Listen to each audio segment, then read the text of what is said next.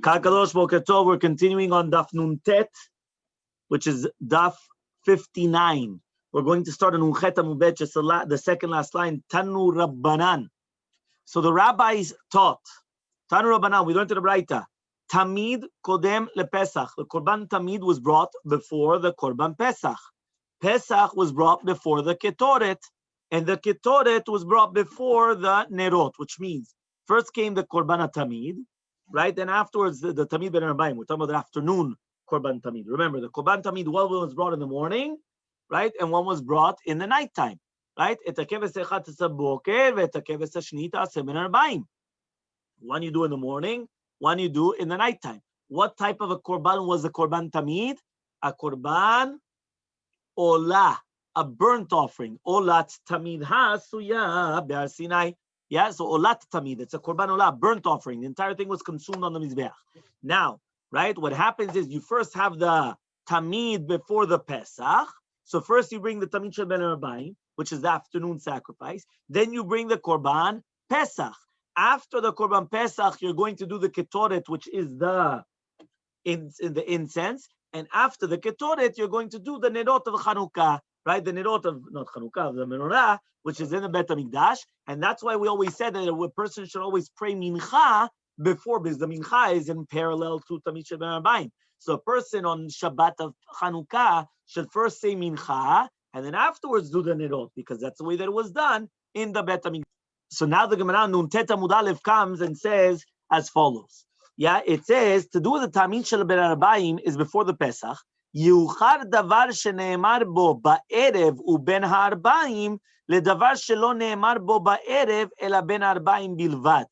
Which means the Korban Pesach, it's written Tizbach et Pesach ba'arev, and it's also written V'shachdu kol gadol ben ha'arbaim, which means the Korban Pesach says twice the terminology of nighttime.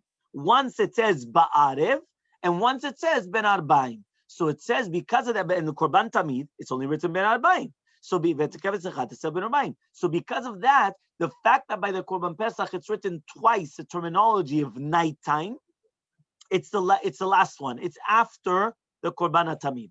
Okay? Ihachi asked the question, if so, Ketoret v'Nerot nami nikdemu lePesach. If you're already going to tell me that the last thing should be the Pesach, because it's written twice, nighttime, so then even the Ketoret and also the Menorah should be done before the Korban Pesach, because the Korban Pesach should be the last thing, because it's written twice, nighttime. So says the Gemara, right? Right? So for the same reason, right? But also it's written by the Nerot, it's written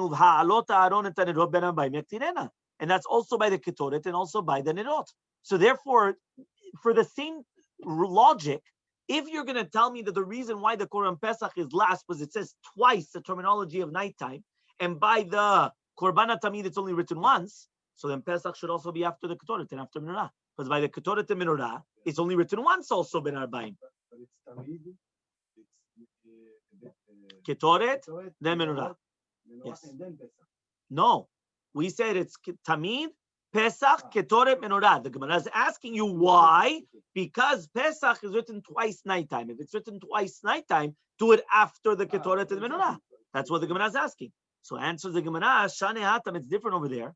Temiyet Rachmana, because the Torah was excluding it because it says Oto. What does it mean, Oto? That there's no avodah, which is going to be kosher, no service in the temple. You know what the temple is, yeah? The Bet HaMikdash, that's going to be kosher after the Nerot. The Tanya, because we learned in a Braita to do with the Menorah, Yaroch oto Aaron me'erev ad boker. What does that mean, me'erev ad boker, from nighttime till morning? Ten lamidata, you have to give the amount that shetehe dolekem me'erev ad boker. That has to be from nighttime until morning time. That's the first explanation, which means the first explanation by the Nerot. We're talking about Nerot, right? Which means that the first explanation is when it says me'erev ad boker means that you have to put enough oil that it's going to suffice from the nighttime until the morning time. Tavar acher, second explanation. What does it mean me'erev ad boker with regards to the menorah? Tavar acher, another explanation. En lecha avodah shekshera me'erev ad boker ela zo bilvad. There is no service in the Bet HaMikdash which is going to be kosher from the nighttime until the morning other than this. Which means if you're going to ask me, can I do something after the menorah? The menorah is the seal. The menorah, you finish. Once you close the books, you can't touch it until the next morning. That's why it's the last one. And that's why it's the last one. So therefore, obviously the Pesach has to be before, right? Which means that what's happening here is as follows. We have one more time. We have the Tamid Shel Ben Arbaim. Remember, Tamid Shel Ben Arbaim is in parallel to Mincha. And Mincha, we finish off the day. Arvit is already nighttime. We finish off the day with Mincha. After the Tamid Shel Ben Arbaim, we bring the Korban Pesach only on obviously the 14th of Nisan. And then after that, we do the Ketoret and then the Menorah. Now we asked, why is it that way? Why is it the Tamid Shel Ben Arbaim always last like usual? Every single normal day, it's last. So to do this one last. So we answer no, because by the Tamid Shel Ben Arbaim, it's only written Ben Arbaim once. Ben Arbaim means afternoon or towards the Erev, right? Ben HaArbaim. But to do with the Pesach, it's written twice, two terminologies. Ba'arev, Tizbachet Pesach Ba'arev, Moetzet Echad Mitzrayim, and then it's also written Ben Arbaim. Since it's written two terminologies of Ben Arbaim, so therefore what happens is that since it's happening that we're going to have two terminologies of Ben Arbaim, so what happens is we do it last. So the Gemara says, if you're already using that logic, so one second, what do you mean last? It's not really last. You have the Tamid, Pesach, Ketoret, Menorah. According to that same logic, that the Pesach should be last.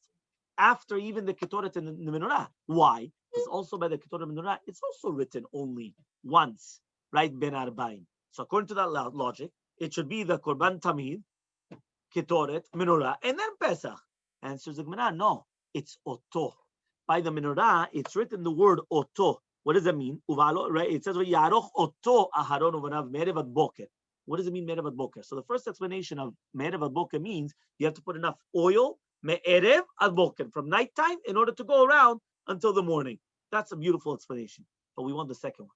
The second, Davar Acher, the second explanation, Oto, is what does it mean, Me'erev ad boker? The only thing which is going to be kosher from Erev ad boker is Oto, the menorah. Which means the menorah is the only thing which is going to be kosher, that once you do the menorah, that's it. Anything that you do after the menorah, the time has already expired. So that doesn't help. You could do it 100, it doesn't matter. So that's why the menorah is always going to be last. So first you're going to do the Tamid, Shel Ben Arbaim, the Pesach, Ketoret, and the menorah. So says the Gemara, Mai Tama, what's the reasoning of the Drasha? Amarka, it says in the Pasuk, Yaroch Oto Aharon Ovana Merev ad Boker, Oto Merev ad Boker. Only the menorah can be done Merev ad Boker. The end of Aracher Merev ad Boker, but there's nothing else that can be from Erev until Boker, meaning from Erev until Boker, there's nothing. What do we do for the Pesach? So says the Gemara, V'it kash ketore lenero, because I thought that you guys were going to ask the very simple question, right? But you guys were too busy, right? So the question that I thought that you guys were going to ask is, you just answered up the menorah. What about ketoret? Exactly. Yeah, what about ketoret? So says the Gemara, it kash ketoret lenerot. There's a hekesh. You know what a hekesh is? Juxtaposition. You know what a juxtaposition is? Proximity, right? Close proximity, which means that when you come and you put them close together, right? So that's called the hekesh, okay? So since it was written one right next to each other, so therefore we're going to say that the ketoret is always going to be with the chanukiah, with the menorah, okay, with the nerot. Okay, so therefore that's why the Pesach is also even before the ketoret as well. The Tanya Kikushian. So the Gemara is going to say, one second, the brother Braita is going to ask like our question, the ketoret and the nerot need to be beforehand. So it says, Tamid is the kodem leketoret, the ketoret kodem lenerot, the nerot kodem lepesach, right? So he says, one second, but why don't we actually do this, right? Why don't we do, that means there was a Braita that actually argued and said that this is the way that it should be. It should be the Tamid, ketoret, nerot, and then Pesach, right? Why? The Gemara answers the answer, so he says, which means like this. There was somebody that actually argued on the Braita and says, right, like what Ronen wanted to say before, Be'emet, we do it all the way around. Really, Be'emet first comes the Tamid. After the Tamid comes Ketoret. After the Ketoret comes Nerot. And after Nerot comes Pesach. No, this opinion. This opinion says that's how we do it. Why exactly? Right? But because there's the reason that we said it's written twice, Ben Arbaim and Ba'erev, by Pesach, and it's not written that by the other ones. The other ones it's only written once, Ben Arbaim.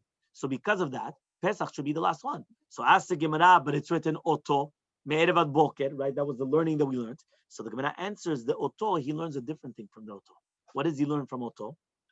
He wants to exclude Avodah Shebifnim, right? Which is an Avodah which is done inside the Hechal, all the Vodot are done inside the Bet Mikdash, right? It means inside the Hechal, because remember the Nirot, right, are done inside the Hechal, also just like the Ketoret actually. Umaynihu, the Ketoret, exactly, because the Ketoret is on Mizbach Hazahav. Yeah, Mizbach Hazahav, right? How many Mizbeachs were there? 2 Mizbeachs. There was the inner Mizbeach and the outer Mizbeach. There was Mizbach HaNechoshet, right? Or Mizbach HaChitzon, right? And then there's Mizbeach HaPnimi, or Mizbach HaZahav. The inner one, the one inside the Echal, was made out of gold. The one on the outside was made out of copper. On the outside, right? The Pesach was done on the outside. The majority of all korbanot were done on the outside, right? The Ketoret was done on the inside, and certain chataot were done on the inside, right? I don't know if you ever realized, right? This Yaakov is going to teach us. Yeah, if you say korbanot, right? Sometimes you have certain chataot or certain ones in the morning, right? When you're reading the korbanot, sometimes you have shte matanot shehen arba, right? When we're talking about, right? And then we have sometimes where it's going to be arba matanot al arba keranot. Yeah, what does that mean? So usually what happens is that if it's going to be on the inner mizbeach, right, the mizbeach on the inside of the echal, there usually you have to give 4 matanot. What are 4 matanot? 4 presents. 4 presents means 4 sprinklings of the blood, and each one is on each one of the corners of the mizbeach. It's called mizbeach hapnimi, mizbeach hazahav. So there, it's each one is on the corners. Sometimes you have what's called not arba matanot al arba keranot. Sometimes you have shte matanot shehen arba. Yeah, what does that mean? Right? V'daman ta'un shte matanot shehen arba. What is shte matanot shehen arba? 2 presents which are 4. It's either 2 or 4. Well, make your decision. It says no. Why is it 2 like 4? Sometimes you do it on the corners, on one corner here and the opposite corner. When you do it on the corner here, it splits. When you do it on the corner here, it splits. So by doing it, it's only 2 times that you're sprinkling the blood. But the way that you sprinkle it, since you're sprinkling it on the corner and it spreads, it's shte matanot, which becomes like 4. Shte matanot shehen arba.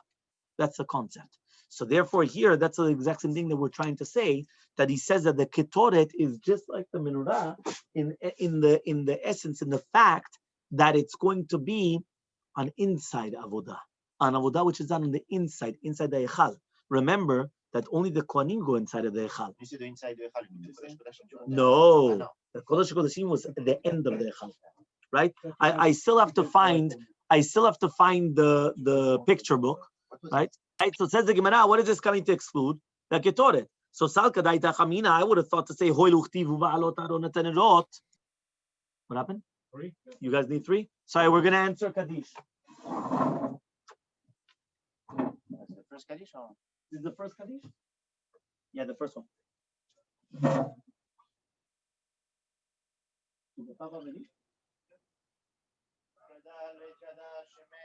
Amen.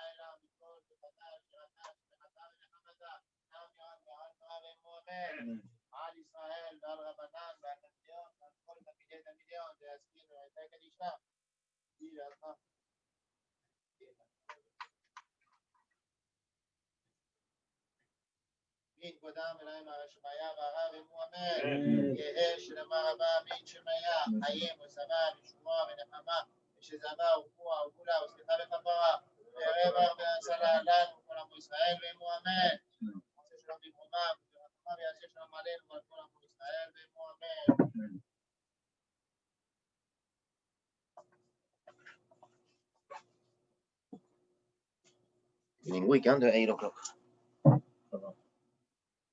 Look at Ishtabach Shemolad, how big he is. Before, you couldn't get people to come to the nets. Now you can't have people to come into your block. No, but there's a lot of people that have seeped the through mess. the. We have to get people coming back to shul. 2 people that have. What 2 people? No, it's not only 2 people that covered. You know how many people we've lost in the Kila? No, you're crazy. That they don't come at all to Shachrit anymore. So says the Gemara, I would have thought to say,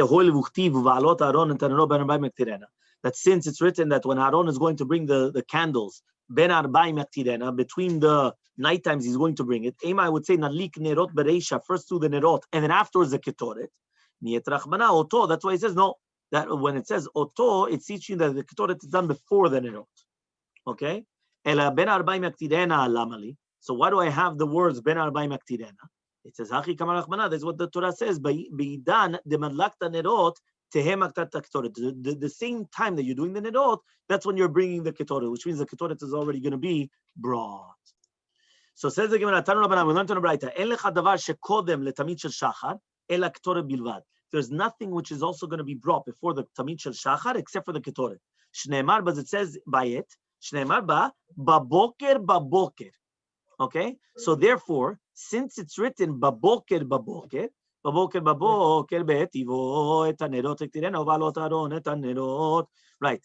V'yugdam haketoret davar shneimar bo baboker tichtiv v'iktir lav Aharon ketoret samim baboker ledavar shlo neimar ela boker echad et haketoret echad taseh baboker, which means here now we flip it.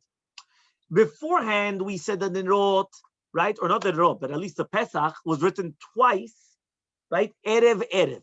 One of them Ba'erev and Ben Arbaim. And the Tamid Shel Ben Arbaim was written once. Now we have the Tamid Shel Shachar, the morning Shachrit, right? With the morning service, is only written once. By the Ketoret, it's written, so therefore that's one before. Right? That's the importance. So he said, "Dechtiv v'iktir lav ketoret samim baboker ledavar shelo ne'emar baboker echad, ve'en lecha davar shemitakev achar tamid shel b'mayim ele ketoret v'nerot, only the ketoret v'nerot u'Pesach u'mechusa kippurim be'erev Pesach, or right anything which is mechusa kippurim on erev Pesach. For example, a metzorah or a zav that becomes tahor, so he has to bring a korban for his kapara in order that he should be able to eat kodshim. Okay, so what happens if he forgot to bring it until after the korban tamid? So he's also going to do it again. Right, Shetovel Shenit, that he does another tevilah, and then he's going to eat his Pesach in the nighttime. The same lacha will apply for Mechusa Kippurim the rest of the year. Shetovel ve'ochel bekochim la'erev, that he's going to do tevilah and eat the kochim in the nighttime, which means like that. What does it mean Mechusa Kippurim? Kippur is like atonement, correct? Kapara. Mechusa Kippurim means he's lacking atonement. Certain people, for example, a zav and a metzorah, they have to do what's called tevilah. When they do tevilah, they have to have harev shemesh. We learned this a few times already. You remember? Harev shemesh. That not only you have to you have to wait till nighttime, which means even though they're tvul yom, which means they did tevilah during the daytime, they still have to wait to become pure harev shemesh, which is the nighttime setting, right when the night sets. Some people, once the night sets, they're allowed to come in and they're allowed to eat terumah. However, though, that's not a zav and metzorah. Zav and metzorah, that was like kohanim or things that have to do with tumah v'tahara.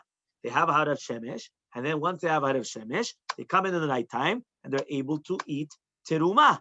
Where do we learn that? On Berachot Bet Amubet. The first mamash, the first daf. Right? However, though, there is something which is called mechusa kippurim. Mechusa kippurim means it's not enough tevilah, it's not enough harev shemesh. They also need a korban, that the korban is going to be their atonement. The korban was now what happens if they forgot to bring the korban? So now they have a technical problem. If they didn't bring the korban, they're not allowed to eat anything. They're not allowed to eat kodshim. They're not allowed to eat the korban pesach. So what are they going to do? So if right now it says, the first opinion said, if they forgot to bring the korban, right, until after the tamid shel ben arbaim, right? So what happens is that they would have to do tevilah again, and then they would bring the korban.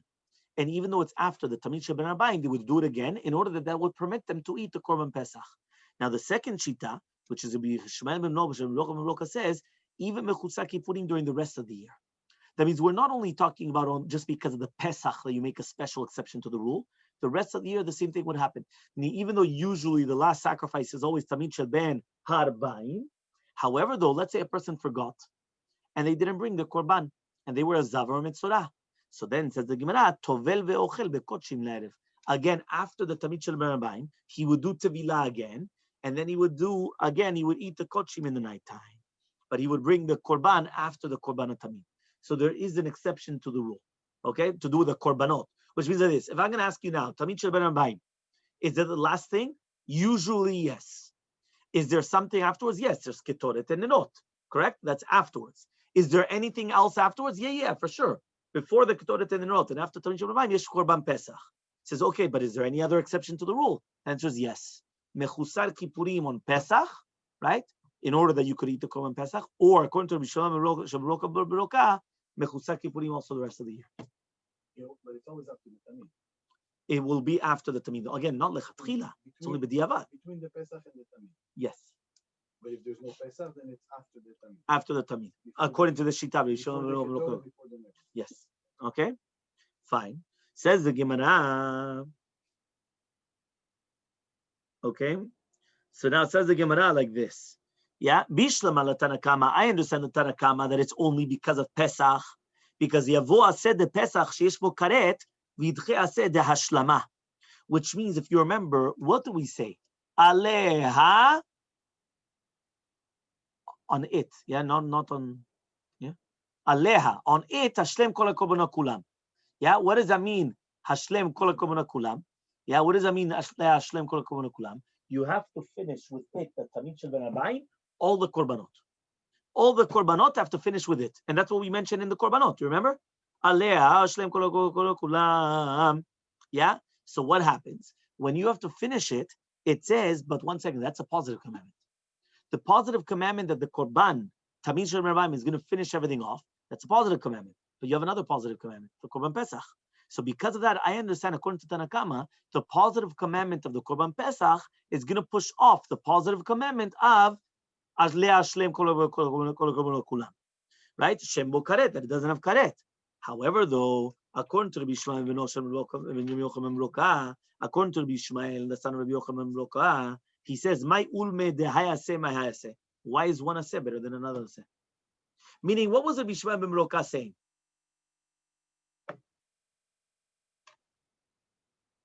So says the Gemara, answers the Gemara. Amar Ravina, Amar Rav Chasta, says Ravina, the name of Rav Chasta. Hacha, what are we dealing with? Bechatata of askinan. Here we're dealing with chatata of. What does that mean, chatata of? She'en la mizbeach ela dama. Which means that we're dealing with chatata of, which is for the kapara. Okay? And what happens is that the mizbeach only gets the blood of the chatata of, not the basar. The basar is eaten by the kohanim. So therefore, since the entire aseh of the ashlama is only talking about the aktara, you're not allowed to bring anything on the korban, right? After the korban tamid shel berabayim, but the isur of the shchita or zrikat adam, right? You're allowed to. There's no problem. So therefore, that's why there's no problem. So that's the first answer. Answer number one. Right. Yeah, everyone understood the answer. No, you understood the answer. Yeah? That you could do the blood and not the when it says Aliyah Hashlem Kol HaKavon Kulam, that's only a korban. No, that's only a korban that you're not allowed to do afterwards. Right? You're not allowed to do a korban. What does it mean, a korban? You're not allowed to bring a korban to the Mizbeach. Meaning the last korban on the Mizbeach is a korban tamid shel berabayim. Okay? However, though, shchita, are you allowed to do after tamid shel berabayim? Yes. Are you allowed to do zrikat adam? Right? Which is sprinkling of the blood? Yes. So now what happens is that the chatata of, right? This chatata of is only done the zrikat adam, shchita and zrikat adam. There is no bringing to the mizbeach because the eating of it is done by kohanim. So it's only the blood that goes to the mizbeach. So therefore, you're allowed to do it after the korban tamid. There's no problem. That's answer number one. So if you look in the footnote, it says all mechusara kippurim, right? It's excluding a metzora ashir. All the types of people that are mechusar kippurim, which means that they lack right atonement, right? Excluding a metzora ashir, excluding a metzora that is rich. Mevim ber korbanatem, they have to bring a korban chatata off.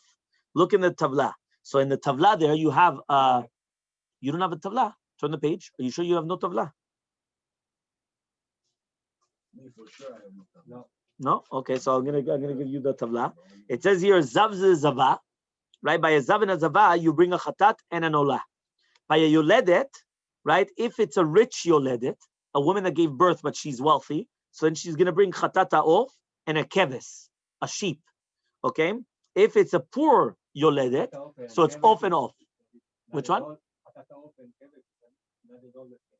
No, exactly. Keves is much more expensive. Okay, so that's what we're saying. So that's why. So basically, like this, the chatat, right, is usually always going to be an off, and also usually the olah is going to be off, unless it's going to be people that are rich. So by a zav and a zava, it's always off, off. Doesn't matter. You're rich, poor, it's always the same. By a zav or a zava. By the yoledet or mitzorah, it depends whether you're rich or poor. If you're rich, so by the yoledet, you bring chatata off and keves as an olah. By a poor one, it's off and off, right? The bird and the bird. By the mitzorah, if you're rich mitzorah, so now you have to also bring an asham. So whether you're rich or poor, you have to bring a keves as an asham. But now, if you're rich, it's everything is keves or a kivsa, but everything's keves. And if you're poor, it's a keves off. So that's a tavla that brings it down. Right? Again, these are all korbanot, which you have to start learning, but the concept though is there. Okay? So therefore, basically what we're talking about there is as the chatata off, we're talking about chatata off, so the majority of them were all chatata off. So there was zav, zava, yoledet, or a mitzorah, except for if the mitzorah was very rich. Right? Then he would bring a kifsa. But if not, the majority of all chatats of offs are offs. So since all the majority of the chatats are off, so chatata off, you don't bring it to the mizbeach, but the owners eat it. So therefore, what do? You just sprinkle the blood, and you do like a shechita, right? So therefore, it's not really shechita. What do? Melika. Remember, by the off, it's melika. Okay? Fine. So says the Gemara, second answer. Rav Papa says, afilu tema, even if you're going to tell me it's chatat behema, which means it's an animal, yeah? It says over here, right? Ma'ala umlina berosho shel hamizbeach. What does that mean? You're going to bring it up and you're going to be melina. You're going to leave it in the rosho shel mizbeach. What does it mean rosho shel mizbeach? In order that it's not going to be shetloti pasel belina, right? What does that mean? We don't want it to have lina. Lina means you don't want to leave it over, right? Overnight. So overnight. So it says over here like this. Even if we're talking about a chatat behema, which is only a mitzorah ashir, if you remember, that's the only one that is a kivsa, right? So it says over here that it does need haktara. You do need to bring it up. The kavanah of the Braita is that the kohen is going to slaughter the kapara. He's going to sprinkle the blood afterwards, but he's not going to bring it until the next morning. So ma'ala umelina berosho shel mizbeach. He's going to leave it there at the top of the mizbeach. Okay, but nevertheless, the tahara is finished with the sprinkling of the blood. So therefore, that's how he finished it off. So therefore, that's why he's able to actually eat the kochim. So it's like he does like a kombina. You know what a kombina is? What's a kombina? He does the shechita and he does the sprinkling of the blood, but he has to leave it at the top of the mizbeach. And then the next morning he's going to bring it. Which one? No, the melika. Melika is only by a bird. This is an animal. Animal, there's no melika. First of all, you can't do melika on an animal, right? And then you sprinkle the blood. And the animal, you leave it on the top of the mizbeach. So there's no yisur of melina. Meaning usually you're not allowed to leave over an animal until the next day. Here, since you're leaving it on the top of the mizbeach, that's why you're allowed to. So therefore, what he's doing is, no, it's not actually burning. He didn't actually bring it. He's just putting it on the top of the mizbeach, but he's not actually putting it on top of until the next day. I guess we're not suspecting Gun Shita. Yeah. However, though, Kam Chachamim, though, and they're saying that what's happening is that once he sprinkled the blood, now he's allowed to eat the korbanot. He's allowed to eat kochim. So that's what he was doing. Which one? Mitzorah. Mitzorashi. A rich mitzorah. So ask the Gemara, v'haika asham. Says, 1 second. But the mitzorah that's becoming pure, besides the chatat, he has an asham, which means he has a keves as an asham. Right? If I show everyone the list, no, I don't know if nobody has it. There you go. Everyone sees the chart? Yes. It's blurry? It's blurry? Okay. But basically we'll explain it one more time. But we already explained it. That's the way it was. Okay, so now he says over here, but you have the Asham, right? So he says, right? He says, Vayika Sham. So Bishma Rav Papa, this is good according to Rav Papa, Hainu Demalin La. Right? That's why we're going to come and we're going to do the lina by the Hasham on the top of the Mizbeach, just like we did by the Chatat. But according to Rav Chasta, what are you going to say? Right? So he says, Amri Shekarav Hashamo, you already brought the Hasham. You just didn't bring the Chatat. Meaning, according to him, you did bring the Hasham, the guilt offering. Remember, the Hasham is a guilt offering. Right? But you just didn't bring the Chatat. So says the Gemara, Vayika Ola, but you have also the burnt offering. Now, if you're going to tell me that Ola is not Me'akev, which means it doesn't impede. But Tanya, we learned in the Braita, which means that everything impedes. Everything impedes. Meaning a Metzorah brings 3 different sacrifices, and every single one impedes. Whether it's the Asham, the guilt offering, the Olah, the burnt offering, or the Chatat, or the sin offering. Right? Remember, one more time, again, the how do you say impede in French? Arrêtez, stoppez. Stoppé. Okay, there you go. Okay. So again, What? One more time. Yeah. So one more time. We just said over here, right, that just like Metzorah brings 3 sacrifices: Asham, Chatat, and Anolah.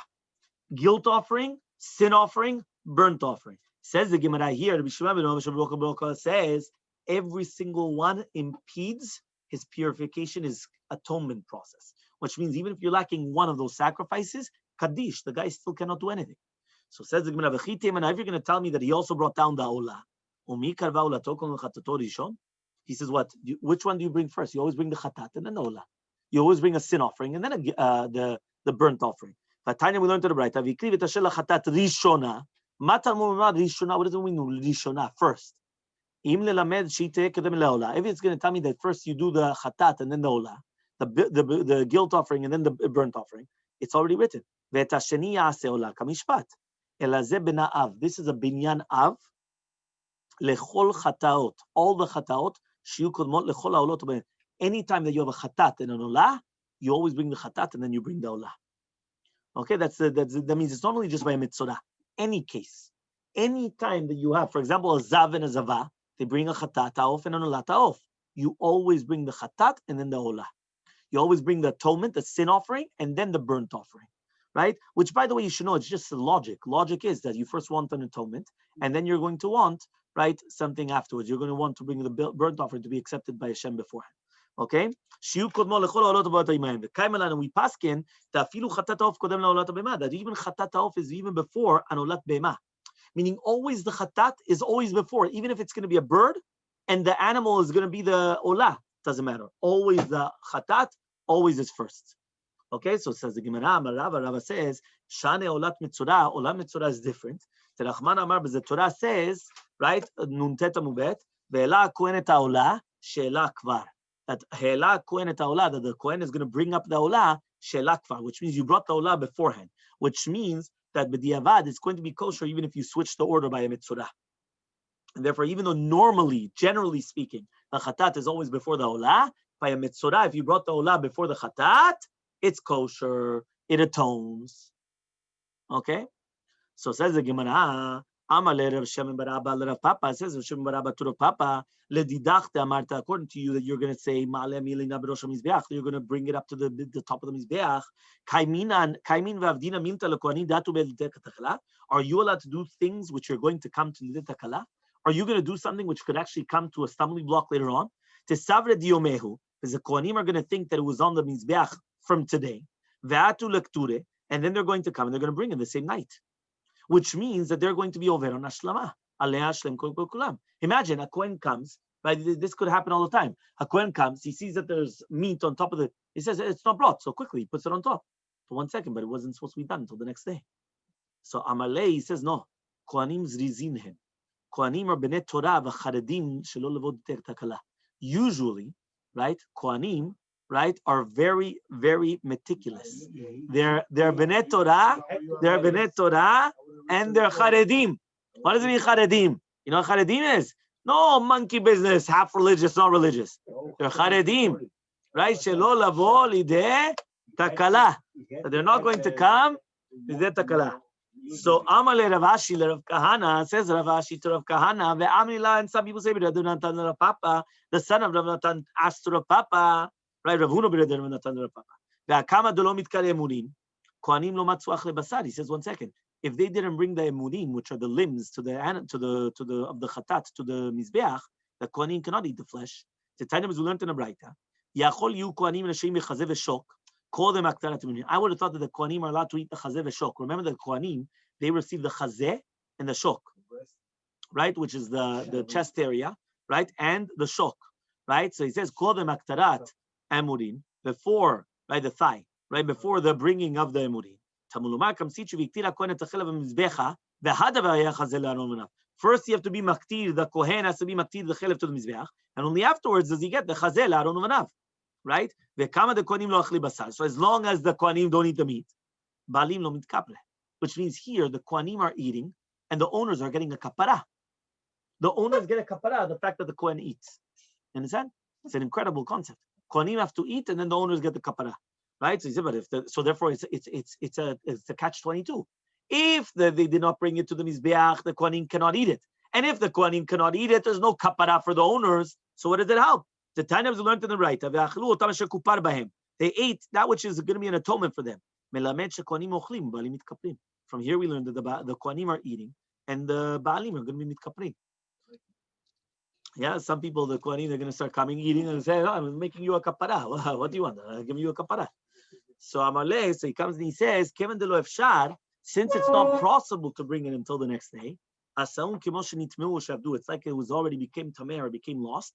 The time we learned in the right that yachol nitmeu emunino shavdu lo yu kohanim zakanim. What? What happens if it gets lost? So now what? The kohanim don't get it. They always get it. So the fact is that even if it got lost or became impure, the kohanim still get the chazeh v'shok, right? Again, we're talking about only the emurim became impure, not the rest of the animals. If it was the rest of them all, that's it, kaddish. We're talking about that only the emurim became impure, became lost. So then the kohanim still get the chazeh v'shok. Okay, Rav Kahana, you wanted to ask a following contradiction. You're not going to leave the chelev chagi, the fats and everything until the morning. Ad boker you're not allowed to leave it until the morning, but the nighttime you are allowed to leave. So what are you supposed to do? So he says, which means he's going to ask the question, and he actually answered the question. When the chalavim of the korbanot were actually left over, ben abayim, means they didn't have enough time to do it during the day. So in such a case, they're allowed to do it during the nighttime, and there's no problem. Because since you're still allowed to bring the kravat tamid shel ben abayim, he says they're considered kilu shlemat, right, ushlemu ala tamid shel shachar. So therefore, that's why he says that you're not supposed to leave it over until the next morning. Okay?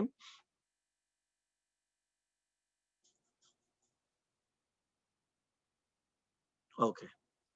So now it says over here like this. Rami le Rav Safra le Rav. So Rav Safra comes and he asks from Rav, Ketiv etzrite v'lo yalin laboker zeva chag ha'pasach, laboker u delo yalin ba, kol halayla yalin. Ve'aktiv olat Shabbat b'Shabbato, v'lo olat chol b'Shabbat, v'lo olat chol b'Yom Tov. Which means that it says over here that you're not allowed to leave over the Chag Pesach, the Korban Pesach, right? You're not allowed to leave it over during the morning. But during the nighttime, you're allowed to bring it on the Korban Pesach. But why? It's written Olat Shabbat b'Shabbato that each one has to be done in its proper time. You're not allowed to do Olat Chol on Shabbat or Olat Chol on Yom Tov, which means that why are you allowed to bring on the night of the 15th, which is Yom Tov, the Emurei Pesach, which had to be brought during the Chol? How are you allowed to bring it during the night of Pesach? So El Gemara answers, Amalei comes and he answers, he already asked this Rabba Barachia, Rabbi Yavu, Veshanelin, he already answered. We're talking about the 14th that came out on Shabbat, the Chelve Shabbat Krivim Yom Tov, because the Chelev of Shabbat are allowed to be brought on Yom Tov, and therefore there's no problem whatsoever. So Amalei comes and he says, Mishum the Chelve Shabbat Krivim Yom Tov, Ano Neku V'Nemole, the Haikra, we're going to say, Barbasa Shechal Yom B'Shabbatu, Dichtiv, what the entire Pasuk is talking about on Shabbat? It's Dochak. You're going to tell me an entire pasuk is only talking about Shabbat? Amarle, he says, Shavke likra deudachuk umukim and He says, no, leave the pasuk, because the pasuk itself is already dachuk, because since you already have a stira in the pasukim, it's already dachuk, and then leave it the way that we just mentioned it right now. Okay, says the Mishnah. Pesach shechechato shelo lishmo, v'kibel v'alach v'zerak shelo lishmo. Imagine you have a Pesach that you did the shechita, not lishma, and you accepted the blood and you threw the blood lo lishma. So it says, o lishmo v'shelo lishmo, or you did at the beginning, you thought lishma, or you didn't think lishma, or shelo lishmo v'shelo lishmo pasul. So basically what happens like this. Remember that there's two concepts of lishma. We learned this already, if you remember in Daf Yomi as well. There's a concept of Imagine right now you went and you did the Korban Pesach not for the Pesach, but rather for a shlamim, for a peace offering, right? But you went and you accepted the blood, also not lishma, right? So he says over here, shekibel et adam o holichol mizbeach o zarkol mizbeach, also lo lishma. Or at the beginning you did think that it was for the Pesach, but then afterwards you did it no lishma, right? Or not lishma, and then afterwards you did the lishma. So basically, in any way of doing it, that in one of the circumstances you didn't think of doing it for the Pesach, pasul. What is the lishmo lishmo? The shem Pesach or shem lishlamim, right? If it's going to be for the Pesach or for a shlamim, right? Shelo lishmo v'lishmo for shlamim and then Pesach. So remember, the shlamim is always not lishma. The Pesach is for lishma. So if you first thought of doing it as a Pesach and then as a shlamim, it's lishmo v'shelo lishmo. If you first start doing of the shlamim and then afterwards like a Pesach, it's lo lishmo then lishmo. So Rav Papa comes and he asks the question, he says, is the Mishnah talking about one avodah or two avodot? Meaning, what is the main part of the avodah that you have to have your concentration in? So it says the Gemara, we're talking about in the same avodah. Rabbi Yossi, he says, that even in the end of your words, you're going to be nipas, you're going to be held on to. But if it's going to be like Rabbi Mean, he's always going to say the first thing that you grabbed on, that's the thing that you're going to say. That means whatever you thought about at the beginning, that's what it is. Or Dilma, maybe we're talking about two different avodot. And even according to Rabbi that he says when it's that's one avodah. But here, if it's going to be 12 avodot, it's going to be different. So we'll continue tomorrow with explaining that again.